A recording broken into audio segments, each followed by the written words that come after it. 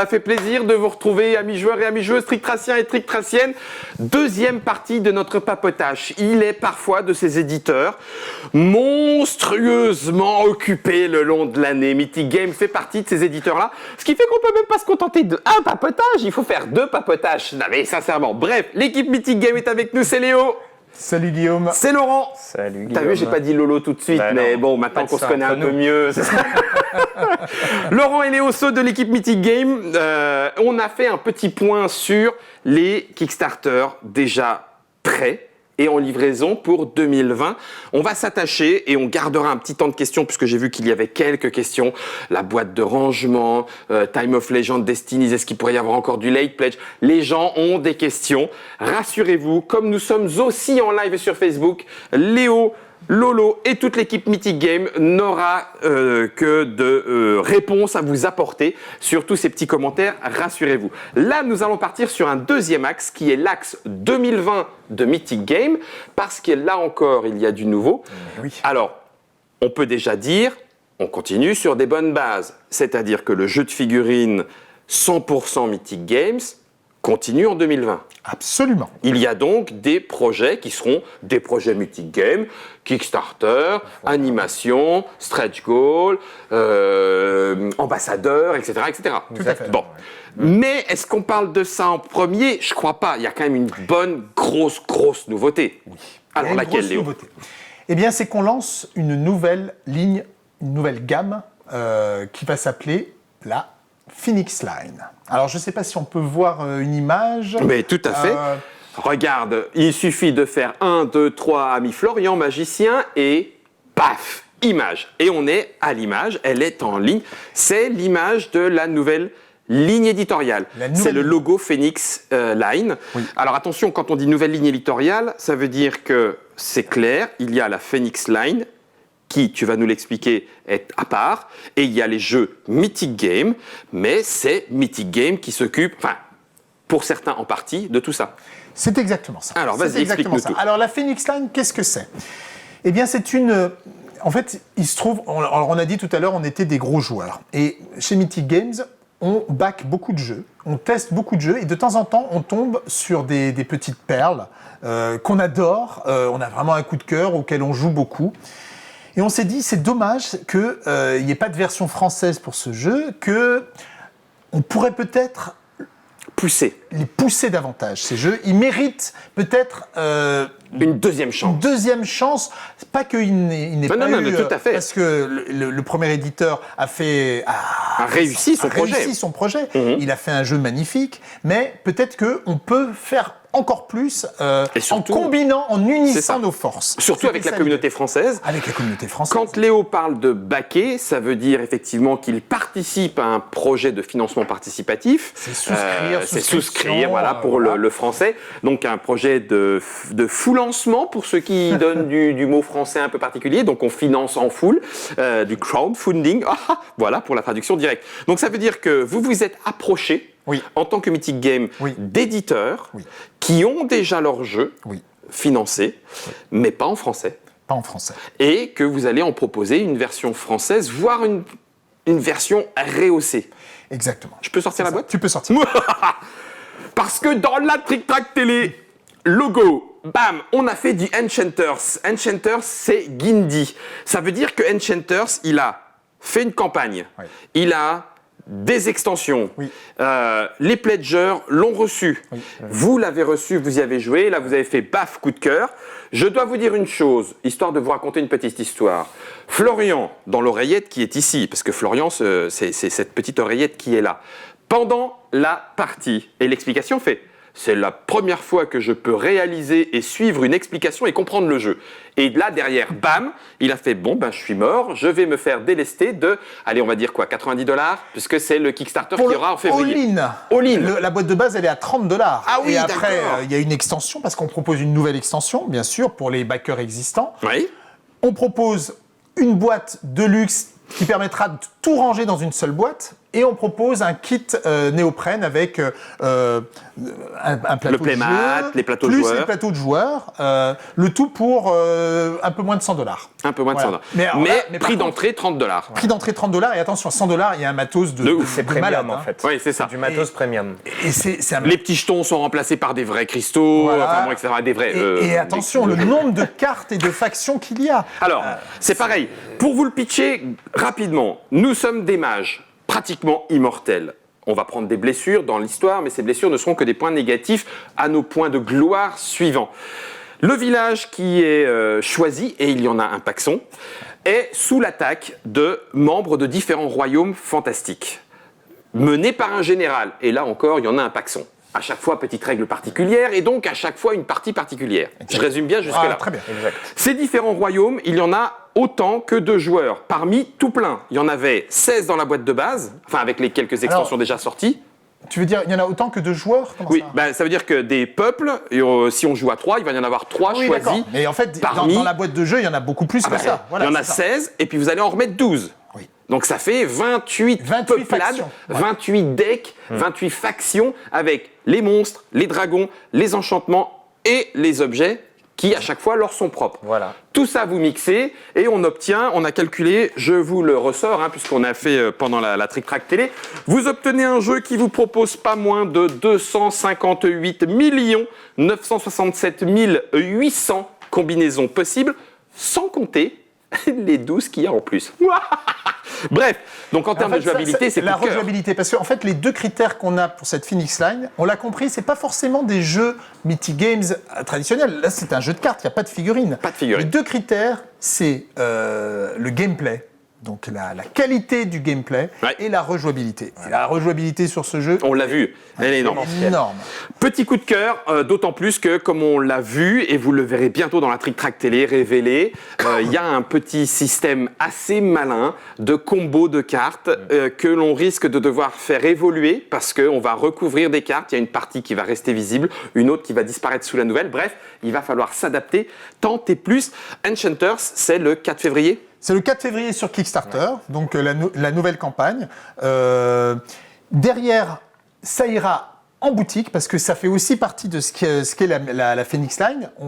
L'année 2020, pour nous, c'est l'année où on arrive enfin en boutique, donc avec certains jeux. Super Fantasy Brawl y sera, et Enchanters y sera aussi. Donc c'est le premier de la gamme Phoenix Lines. Il y en a un seul en 2020 ? Non, il y en a d'autres, mais on va dire que on va communiquer, puisqu'on va alterner souvent les jeux Phoenix en Line. coédition Ok. Phoenix Line et les jeux Mythique. Mythic Games à part. Donc on va chaque fois annoncer les deux qui arrivent, D'accord. puisqu'ils se suivront. Donc le premier à venir, c'est celui-là, Enchanters. Enchanters. Et donc voilà, qui arrive le 4 février, pareil. Ok. Ça sera une campagne courte. On va sans doute faire des stretch goals, mais bon, c'est un jeu de cartes, donc il ne faut pas s'attendre. Ça sera de temps en temps des petites cartes en Améliorations. plus, des petites améliorations, des gemmes en plastique, etc. Donc ça arrive le 4. Campagne courte, ça sera livré rapidement, puisque les cartes existent déjà. Il y aura une version française. Il y aura une nouvelle extension qui s'appelle East Quest. Ah, c'était la question que posait Oui. François Blin. On n'est pas sûr de la traduction. Vous proposez un Kickstarter parce qu'il y a une version, certes française, qui n'existait pas auparavant, Oui. mais au-delà de ça, vous proposez du nouveau contenu, Oui, ouais. dans les langues, y compris anglais, tout ça. Oui. D'accord. Et en plus, Anglais, vous avez polonais et français. anglais, polonais, Ce français. sont des Polonais qui ont D'accord. fait ça. Mais en plus, vous retravaillez certaines choses. L'organisation, la direction, pas la direction artistique, mais la finition Oui, de c'est ça, choses, de c'est boîtes ça. de rangement, C'est et tout ça, c'est exactement. retravaillé. C'est ça. Ça reste un jeu qui a été conçu par les Polonais. On a tenu à ce que ce soit eux qui maintiennent leur game design parce qu'ils l'ont très bien fait. Et donc, il n'y avait pas de raison qu'on dise maintenant, nous, on va le On faire. prend, puis on le fait à notre Voilà. sauce, laissez-le Par nous. contre, il y a une vraie collaboration, c'est-à-dire Oui. qu'on a dit il faut une nouvelle extension, donc ils ont travaillé sur une nouvelle extension qui amène des choses nouvelles, on va cette fois-ci dans les peuplades de l'Est de ce monde fantastique. Donc ça, en c'est guerre. les images qu'on a vues. Comment elle s'appelle, celle-là, cette nouvelle East Quest. East Quest. Et donc, Florian vous l'a montré tout à l'heure à l'écran. C'est cette nouveauté, Voilà. y compris pour ceux qui avaient le jeu au départ. Y compris pour ceux. à fait. Donc, ça, les je comprends. backers existants, ils sont à peu près 3000 à revenir à chaque fois, vont avoir une nouvelle extension avec à chaque fois, en fait, le jeu est très simple, mais à chaque fois, avec les extensions, il amène des petites variantes, des petites choses. C'est toujours le même jeu, mais on peut Mais pas pareil. on peut toujours le modifier légèrement pour. Alors là, vivre par exemple, autrement il va y une avoir des quêtes. Il y aura des cartes de quêtes individuelles qu'on pourra aussi accomplir, qui seront des cartes qu'on pourra acheter. Tu vois, à part. À part, il y en aura 3 au départ. Pas sur la journée track. Non, il y en aura 3 parmi plein.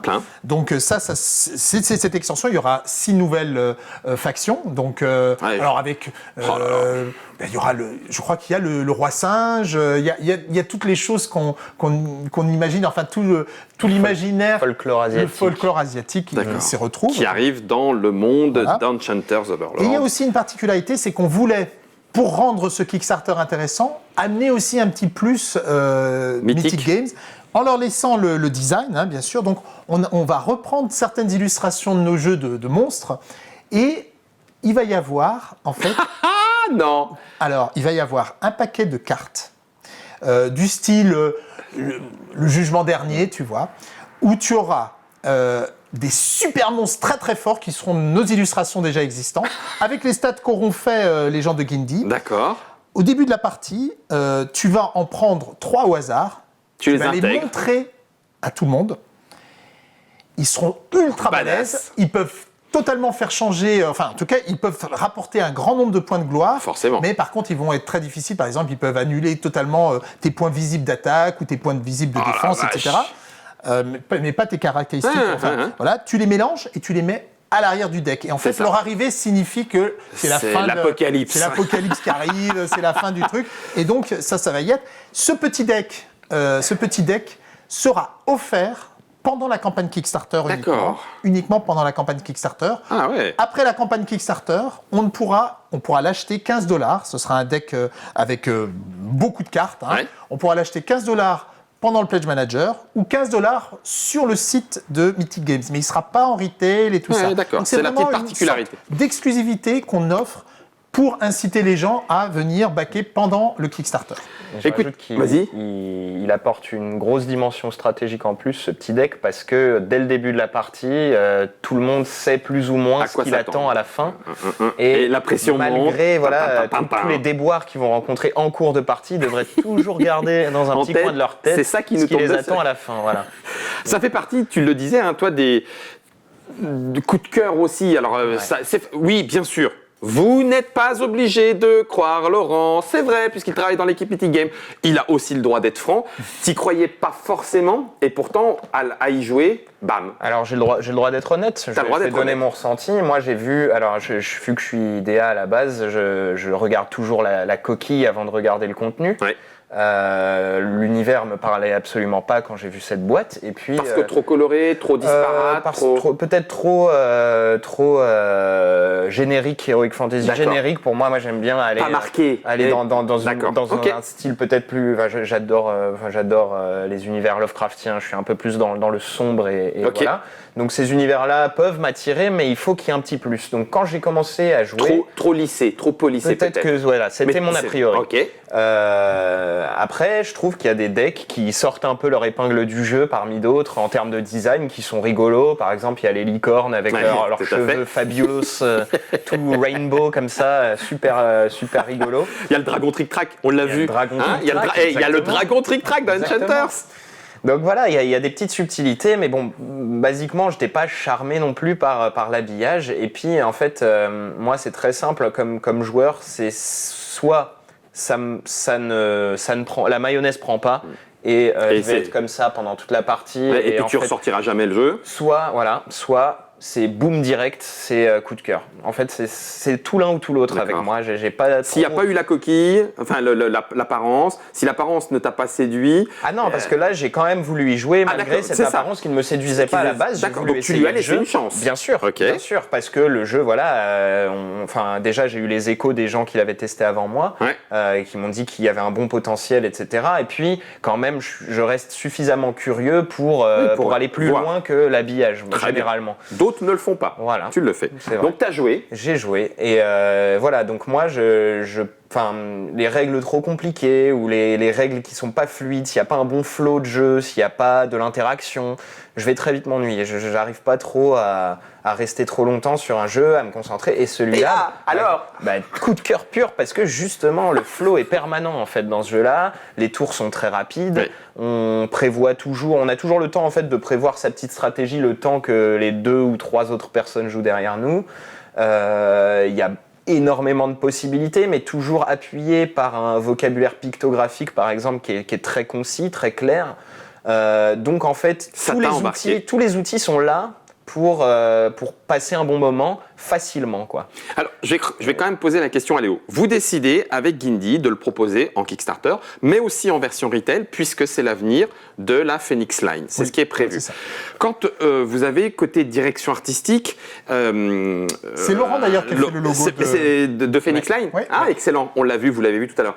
Mais qui vous dit, tiens, est-ce qu'on n'irait pas sur du un peu moins lissé, polissé et tout Est-ce qu'on se pose la question? Peut-être que non. Mais est-ce qu'on se pose la question en disant, si ça se trouve, on marquerait encore plus fort avec notre patte artistique, une autre patte artistique que celle qui a été choisie, et ça démultiplierait peut-être encore l'envie? Ou est-ce qu'on se dit, non, c'est comme ça qu'il existe? Le jeu existe déjà. À un moment, on s'est posé la question. On s'est dit, est-ce que les cartes, on referait pas la maquette un peu? Est-ce qu'on ferait pas, par exemple, une police un peu plus grosse parfois? Parce que parfois, c'est un peu petit.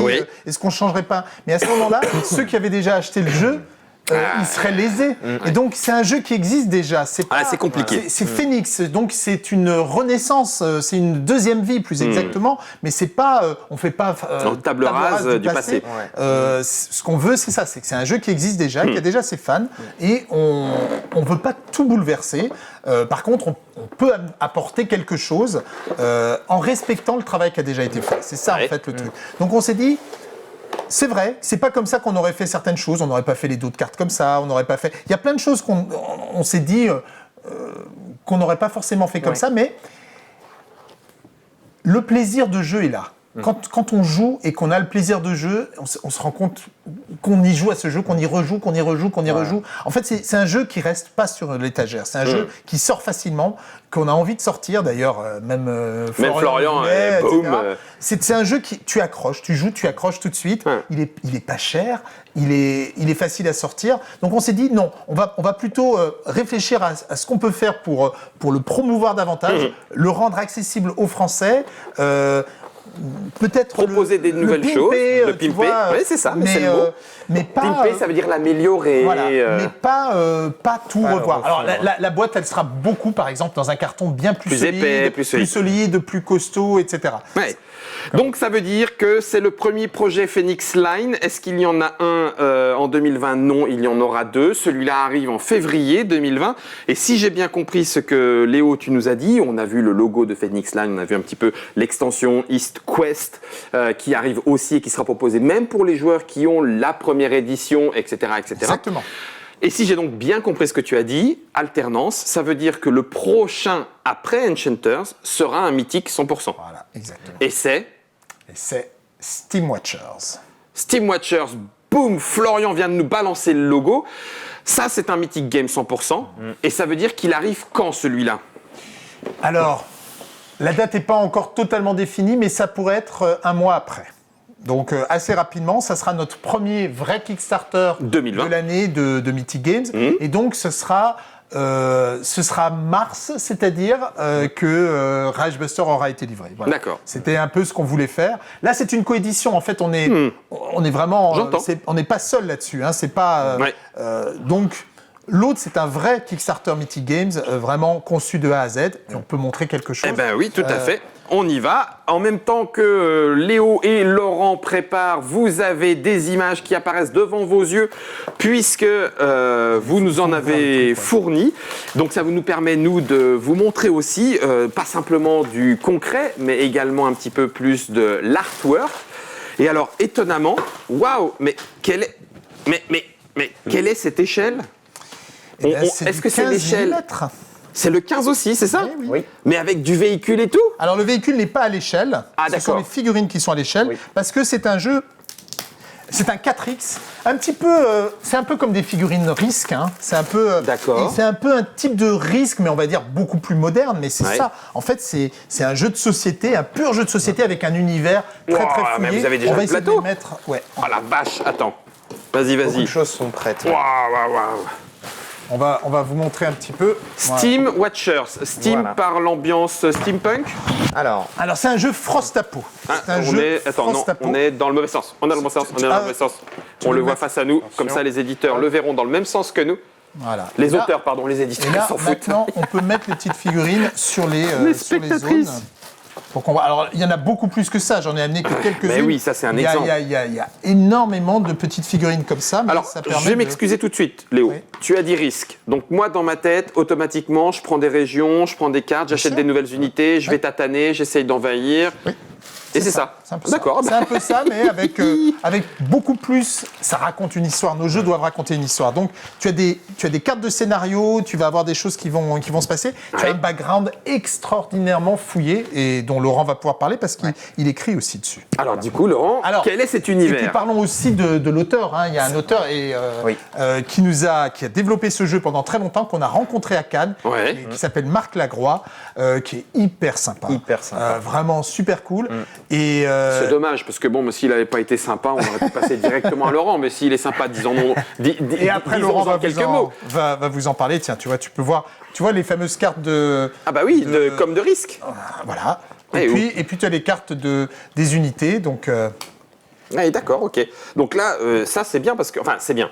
Pour ceux qui aiment bien le risque, certains ont été jusqu'à le brûler en place publique en disant il y en a marre du risque. Mais cela étant, ça a fait jouer des tas de gens. Hein, attention, le risque, ce n'est pas risque. Voilà. Hein. Non, mais j'ai pas dit le contraire. Il va falloir appuyer l'élément essentiel qui distingue de risque. Vas-y. Enfin, ça c'est juste un petit aparté, mais c'est que, comme dans Risque, bien sûr, on est en guerre, mais là on est en guerre. On est dans une guerre où on n'a pas le temps de planifier les choses. On est en guerre de tous les côtés. Et en fait, le rythme du jeu reproduit ça extrêmement bien, dans le sens où on a vraiment, vraiment l'impression que la bataille est toujours imminente, qu'il y a toujours moyen soit d'être l'assaillant, soit d'être l'assailli. Et ça permet... pour moi, déjà, le jeu est beaucoup plus court qu'un risque en termes de temps de partie, mais dans le très bon sens du terme, selon moi. Voilà, après, donc ça, c'est un vrai distinguo. Combien de temps de partie ? Alors, moi j'ai pas fait assez de parties pour être sur une durée de partie moyenne. Je saurais pas dire. Moi, je sais que j'ai tenté les parties, toi, c'était une combien ? Partie type avec 4 joueurs. Elle a duré entre 1h30 et 2h, ce qui pour un 4X, je trouve, est vraiment bien. Voilà. Les 4X, généralement, on va taper dans les 3 heures. Ça ne pose pas forcément de problème. Twilight Imperium 4e édition, c'est même plus que ça. Alors ça, c'est un prototype, précisons. Oui, c'est un work in progress. C'est un work in progress, ça va encore évoluer, mais voilà. Tu peux jouer avec ça ou ça a un autre effet que les figurines. C'est un autre effet. Ah oui, d'accord, c'est pour autre chose. C'est pas simplement juste remplacé par... d'accord, ok. Alors et donc, ça c'est par contre des standees pour remplacer les figurines, pour les prototypes. Okay, ça c'est ça aussi, Léo. C'est les standees des véhicules, oui, d'accord. En fait. D'accord. Voilà. Ah oui, ok. Alors, si je reprends, puisqu'il y a du lore, du background, pour le dire en français, autour de Steam Watchers, quel est-il ? Qu'est-ce qui s'est passé ? C'est un jeu Frostapo. Voilà. C'est du Frostapo, exactement. Ok, donc ça veut dire qu'on a pollué ça se passe sur la Terre ? Oui, ça se passe sur la Terre. On a la Corse qui a survécu, on a la Bretagne qui est devenue une petite île et on a un semblant de ce que reste l'Europe après un cataclysme, évidemment. Okay. Donc je dis quand même, moi j'ai écrit en fait une partie du fluff, pas tout seul évidemment, on était deux à écrire le fluff sur bien sûr la construction initiale, l'univers de Marc, qui a bien sûr, qui avait déjà travaillé sur tout ça. Okay. Bien sûr, on s'est appuyé sur ce qu'il nous proposait, et on a essayé de construire un univers qui est cohérent et qui est riche surtout. Et original. Et original. Ça se passe dans le futur, c'est pas juste du post-apo style 80, 90, Mad Max. Soap opéra, non pas soap opéra, mais soap. Du post-apo soap, un peu classique. Oui, d'accord. Il tire parti en fait de beaucoup de sous-genres du post-apocalyptique, dont le biopunk, parce qu'il faut savoir que les gens qui peuplent ces terres ont une substance organique qui s'appelle l'algofuel, qui est en fait une sorte de carburant fait à base d'algues. Tout va bien. Qui leur permet d'alimenter leurs machines et de pouvoir ériger les villes dans lesquelles ils habitent et ils subsistent aussi. Parce qu'il faut savoir que c'est un monde hostile. Donc, je reviens très vite sur comment ça s'est passé. En fait, le jeu a un message écologique quand même assez poussé. D'accord. Parce que la menace, elle est plutôt double en fait. C'est-à-dire que d'un côté, les hommes ont surexploité la planète Terre et se sont retrouvés étonnamment dans une ère glaciaire qu'ils n'ont pas pu maîtriser, qui a décimé une grande partie de la population, dans le sens où tous les habitants donc, de ce territoire ne savent même pas ce qu'il y a au-delà des mers. On revient un peu au stade où on pensait que l'Europe était le centre de la Terre, etc. Et qu'il n'y a rien d'autre après. Voilà. En tout cas, peut-être qu'ils pourraient supputer qu'il y a quelque chose, mais ils ne le savent pas. Ils ne le savent plus. Trop de générations sont passées, on a perdu le savoir. À peu près 500 ans dans le futur. Voilà, et on a perdu tout le savoir en fait que l'on avait. Et ils ont dû rebâtir une technologie de zéro en fait. Et c'est pour ça qu'ils ont des looks un peu particuliers, des bâtiments et des véhicules qu'on n'aurait pas vus de notre époque, parce que ces gens-là n'ont plus de lien finalement avec notre civilisation d'aujourd'hui. D'accord. Voilà. Ok. Donc ça démarre et on est en guerre. Oui, tout à fait. L'objectif, c'est se tataner et seul survivant va l'emporter. Alors non. Ou est-ce que c'est un peu plus fin que ça? Il y a toujours des petites subtilités. D'accord. En fait, ça s'appelle Steam Watchers parce que dans cette terre devenue glacée où la survie est presque impossible, les seules choses qui permettent de survivre, ce sont certaines zones mystérieusement chaudes et qui donc dégagent de la vapeur. Et donc, il y a des guetteurs, des watchers, qui sont à la recherche de colonnes de vapeur où ils vont se diriger dès qu'ils les ont vues, pour justement mettre des fermes où la vie redevient exploitée. Ça fait fondre le permafrost en fait. Il faut savoir qu'en dessous, il y a de la végétation qui peut repousser pour un temps assez limité et que du coup, les gens se ruent sur ces colonnes qui, bien sûr, personne n'a trop de moyens de savoir où elles vont apparaître à l'avance parce que c'est un phénomène qui est géologique. Et donc, en gros, on va avoir par exemple ici une colonne qui va émerger d'un coup de vapeur qui va faire fondre le permafrost qui se verra de loin et donc du coup les gens guettant en haut des montagnes vont tous affluer pour essayer c'est la baston pour celui qui arrive en premier qui va pouvoir la...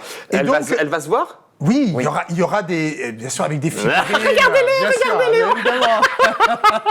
C'est automatiquement Mythic Game et tout, mais je m'en doutais, sérieusement. Je me suis dit, sincèrement, rien qu'à voir là comme ça, tu fais, attends, il va y avoir une tour qui va dépasser. Et alors, en fait, à chaque tour, la colonne diminue, et après, elle disparaît. Voilà. Et le problème, c'est que cette zone, donc, avec ces vapeurs, et cette zone chaude où le miracle de la vie est possible à nouveau, c'est en même temps une sorte de... Et c'est ça qui est original, c'est-à-dire que c'est en même temps une sorte de calamité. Parce que les gens qui y vont, s'ils restent trop longtemps, ils commencent à souffrir d'un mal inexplicable. Et alors, ce jeu contient plein de secrets, plein de mystères, et quand on rejoue des scénarios, on va en découvrir d'autres à chaque fois. Et oui, même si c'est un vrai jeu de société, il raconte une histoire. Question. Oui. Legacy? Non, pas Legacy. Pas Legacy. Alors attends, je repose la question. Pas Legacy destructif. Oui. Mais en campagne. Alors c'est pas vraiment des campagnes, les scénarios potentiellement se suivront, mais une partie se joue avec un scénario qui va influer sur certains éléments de partie. Mais pas sur la suivante. Pas forcément sur la suivante. Il n'y a pas de lien. Alors après, je sais pas, il y a encore des choses qui sont en cours de discussion. Il faut en discuter avec Marc et tout ça. Mais ce que moi j'ai vu, c'est que tu vas avoir des scénarios, des histoires. À la fin de chaque tour, tu vas pouvoir décider, un des joueurs va pouvoir décider vers quel embranchement on va. Et ça raconte une histoire. D'accord. De façon très simple, très concise. D'accord. C'est pas les bouquins de Solomon Kane, c'est une petite carte. Attention. Stop. On se calme. On se calme. Oui, puis on est plus dans presque la partie dont vous êtes le héros, c'est-à-dire qu'on décide de comment ça va se passer par la suite, puis après on rejoue une partie. Généralement, il y a un joueur c'est l'équivalent d'un premier joueur qui a un potentiel décisif plus que les autres, qui va choisir, ou alors qui va avoir quelque chose à faire. Ou à répartir, par exemple, etc. Et alors, en fait, il y a plein de factions. Elles sont toutes très typées. Elles ont chacune leur façon de jouer, leur style. Alors, on voit que... Et leur histoire. Et leur histoire. Il y a beaucoup de... Monsieur du fleuve. Voilà. Il y a beaucoup de background pour un jeu de ce type-là. Il y a vraiment beaucoup de background. Alors, on voit qu'il y a des unités normales, et puis il y a les unités d'élite, et on les repère. Et là, j'ai pris que quelques figurines, mais multipliez ça par 20 et ça commence à vous donner une idée de ce qu'on va avoir. Sur le live, les paris sont déjà lancés. Alors, il y a une chance sur une que cette ligne-là continue quelque part et que peut-être il y ait d'autres continents par là ou par là. On va garder quelques mystères et surprises pour le Kickstarter. J'adore. Le Kickstarter de Steam Watchers est quand ? Normalement, début mars. Début mars. Alors après, la date n'est pas encore fixée. Voilà. La date de Enchanters est fixée. Celle de Steam Watcher, elle n'est pas fixée. C'est plutôt ce qu'on voudrait faire. On s'est beaucoup préparé sur ce jeu. Vraiment 100% beaucoup. Mythique. 100% mythique. Livraison sur quoi, 1 an ? Je pense 1 an. Sur Enchanters, beaucoup moins. Bien sûr, des choses sont prêtes. Ce sera pour septembre qu'on le livrera. Celui-ci un petit peu plus long. Mais ça sera pareil, un petit Kickstarter. La boîte de base, à voir, je ne sais pas encore, mais elle sera aux alentours de $80-90 maximum. Et il y aura énormément de matériel, mais c'est un jeu de plateau. Il n'y aura pas forcément d'extension dans ce jeu, ou alors des petites choses. Et puis, il va y avoir une façon d'animer la campagne originale. Et puis, je ne vous parle pas du trailer, mais... Mais on n'en saura pas plus. Juste trailer... Est-ce que tu me promets, j'ai pas envie de te l'attirer parce qu'il y a du public, donc tu peux dire non. Est-ce que tu promets que tu viendras y jouer ? Oui. Voilà, c'est tout ce que je voulais savoir. Autre chose quand même, malgré tout. Là, ce qu'on voit, on est en work in progress, mais j'imagine que vous l'avez suffisamment travaillé. On est assez proche du look final. Oui, quand même. Oui, bien sûr. De grandes décisions ont été prises. Là, s'il y a ça maintenant, c'est parce qu'en fait, on a fait fabriquer des prototypes qu'on envoie aux reviewers. Aux ambassadeurs aussi. Et aux reviewers. D'accord. Et on ne pouvait pas, malheureusement, dans le délai qu'on avait, faire tout en figurines. Tout en figurines pour tout le monde. On aura quelques figurines. Chez Trick Track, on jouera avec les figurines, mais on ne pouvait pas. Donc, certains joueront avec des standees. Oui, mais c'est très bien. Autre question, et qui va me permettre du coup d'enchaîner sur cette dernière partie. Léo, tu étais venu dans le dernier papotage. Il y a des papotages sur Trick Track, en plus de toutes les explis et les parties des jeux dont nous avons déjà parlé. Donc, n'hésitez pas. On a parlé de Hell. Alors du coup, là on était sur Steam Watchers et je m'attendais à ce que tu me dises le prochain c'est Hell. Non ? Non. D'accord. Mais Hell va arriver, normalement, ce sera pas très loin derrière, enfin quand même suffisamment loin, mais disons...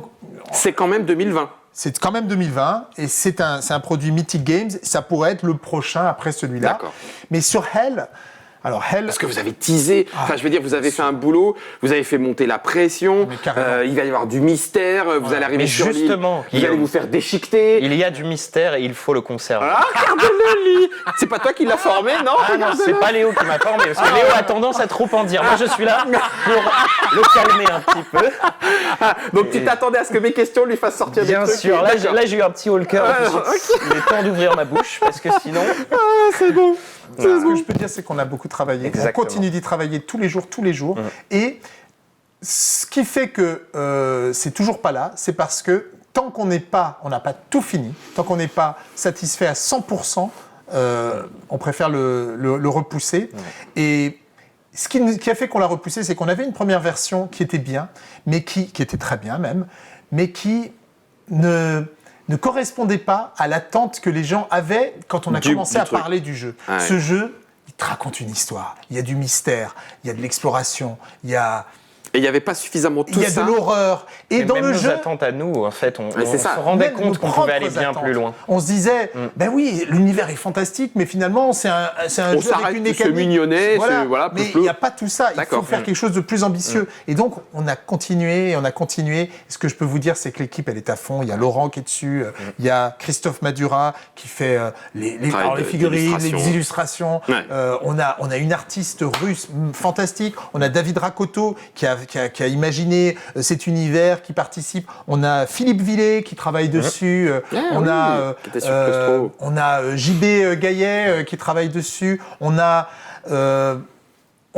les autres aussi qui travaillent sur d'autres projets, qui viennent faire des playtests. Erwan, Naël, Louis. On a plein de gens qui se sont pris de passion pour ce projet. C'est encore un peu tôt d'en parler, mais ça va arriver et ça va être vraiment... Ça va tout déchirer, qui dit Léo. Un seul mot d'ordre, le mystère. Le mystère. T'as vu, il le préserve. Le mystère qu'on aime. Celui qui nous...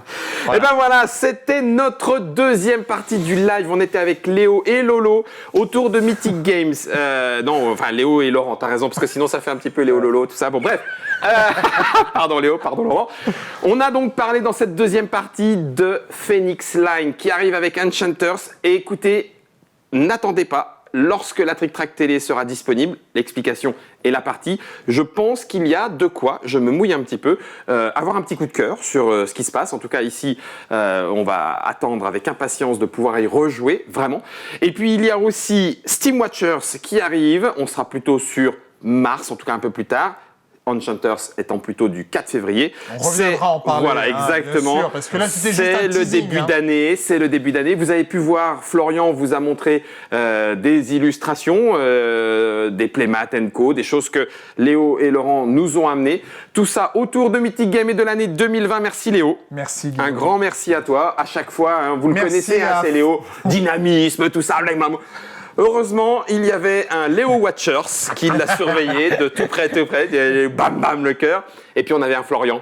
Voilà. C'est ce que j'allais dire. Je voulais remercier Florian parce que on a commencé ce live beaucoup plus tard que prévu. Ouais. On pensait que c'était mort et qu'il allait falloir revenir. Et il a trouvé une solution. Il a trouvé une solution. L'inspecteur Gadget. Exactement. Sans Florian, les choses n'étaient pas possibles puisque nous avons perdu tout élément contrôle internetique. Et pourtant, nous sommes là, certes. Pour ceux qui nous ont regardés en live, il y a eu quelques lags, il y a eu quelques frises. Du fond du cœur, désolé, mais au moins on a pu le faire et ça c'est grâce à Florian. Pour le reste, pour s'amuser, de Reichbuster en passant par Enchanters jusqu'à Steam Watchers et les Solomon Kane & Co, c'est Mythic Game, en avant l'aventure.